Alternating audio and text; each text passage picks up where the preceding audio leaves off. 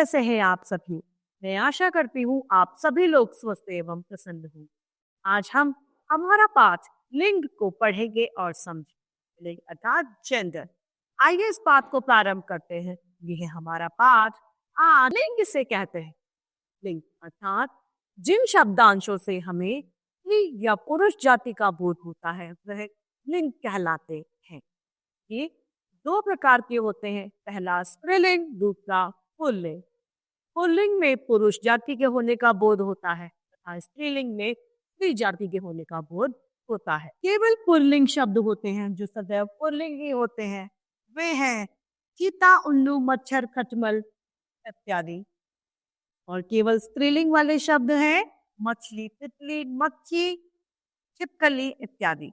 कुछ पदवाची संज्ञा शब्द होते हैं जो जिनमें लिंग परिवर्तन नहीं होता, चाहे पदधारी व्यक्ति पुरुष अथवा स्त्री हो, ये सेम रहते हैं एज इट इज। इनमें कोई परिवर्तन नहीं होता। इसका उदाहरण है राष्ट्रपति, सभापति, डॉक्टर, वकील इत्यादि। ये जो शब्द हैं ये सदैव सामान्य रहते हैं, चाहे वह स्त्री हो या पुरुष। लिंग निर्णय यहाँ पर कुछ दिया गया है जो सदैव पुरुषवाचक ही होते हैं। देशों के नाम जो सदैव पुल्लिंग होंगे, पर्वतों के नाम सदैव पुल्लिंग, समुद्रों के नाम सदैव पुल्लिंग होते हैं, अनाजों के नाम सदैव पुल्लिंग होते हैं, दिनों के नाम सदैव पुल्लिंग होंगे, धातुओं के नाम सदैव पुल्लिंग, ग्रहों के नाम सदैव पुल्लिंग और महीनों के नाम सदैव पुल्लिंग होते हैं। देश कोई भी हो, Bharat, Pakistan, Japan, America, US, जो भी है, ये सभी पुल्लिंग होते हैं। जितने भी ग्रह हमारे हैं, सूर्य, मंगल, शनि, शुक्र, जितने भी ग्रह हैं सब पुल्लिंग है। जितनी भी धातु हैं, सोना, चांदी, लोहा, सभी पुल्लिंग है। महीने जितने भी हैं, जनवरी से दिसंबर, सभी पुल्लिंग है। अनाज, गेहूं, चावल, बाजरा, जो सभी पुल्लिंग है। समुद्र जितने भी हैं सभी पुल्लिंग में गिने जाते हैं। अब आते हैं स्त्रीलिंग पे। कुछ शब्द ऐसे हैं जो सदैव स्त्रीलिंग होते हैं, जिसमें सबसे पहला आता है लिपियों के नाम, दूसरा भाषाओं के नाम, तीसरा तिथियों के नाम, चौथा नदियों के नाम, पांचवा बोलियों के नाम और छठा आभूषणों के नाम। लिपियां रोमन, हिंदी, देवनागरी, जो भी लिपि हैं सभी लिपियां स्त्रीलिंग होती हैं।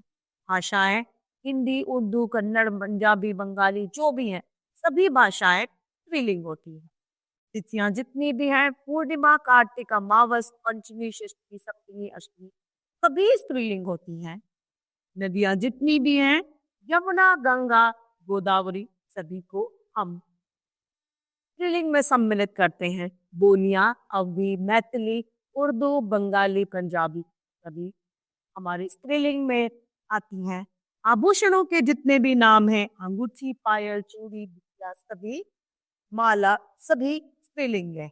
अब लिंगों का परिवर्तन के नियम यहाँ पर दिए गए हैं। इन नियमों में पहले है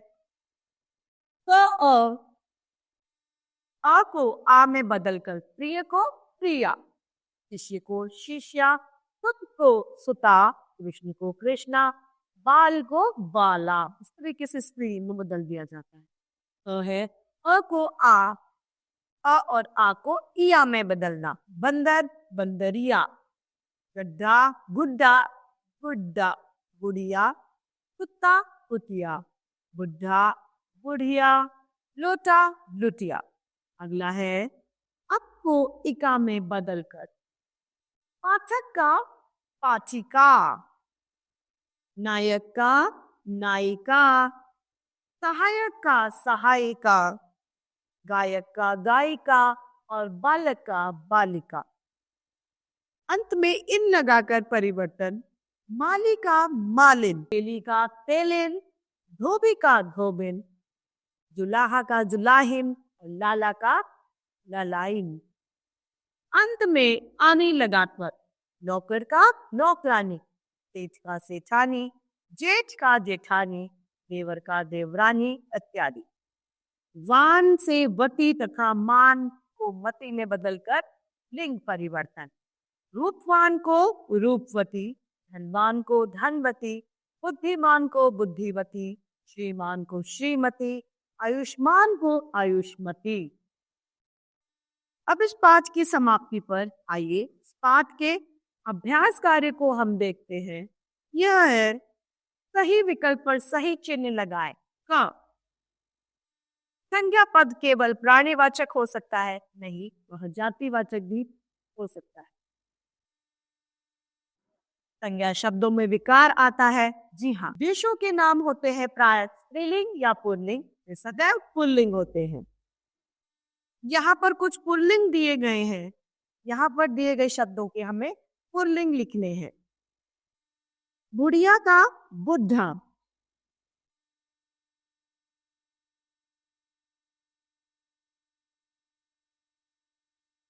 धनवती का धनवा,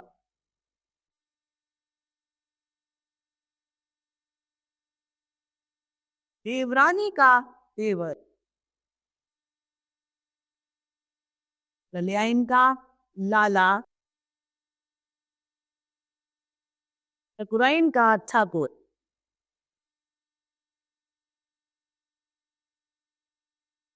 पाचिका का पाठक,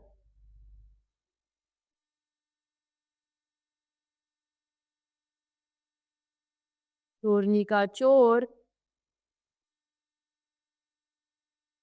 रूपमती का रूपवाला।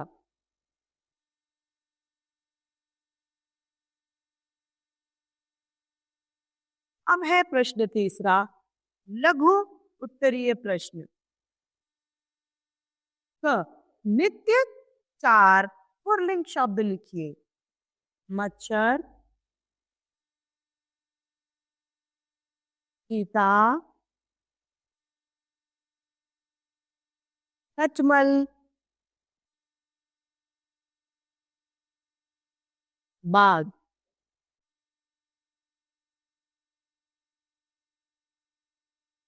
क 4 नित्य स्त्रीलिंग शब्द लिखिए। मछली,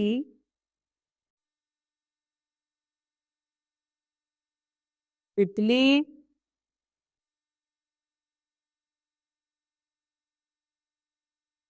मक्खी,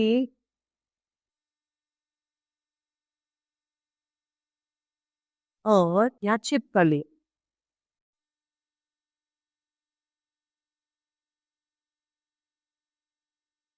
तो इस तरीके से हमारा यह पाठ समाप्त होता है। मैं आशा करती हूँ आप सभी लोगों को यह पाठ भली भांति रूप से समझ में आया होगा। तो आज के लिए इतना ही, फिर मिलते हैं। धन्यवाद।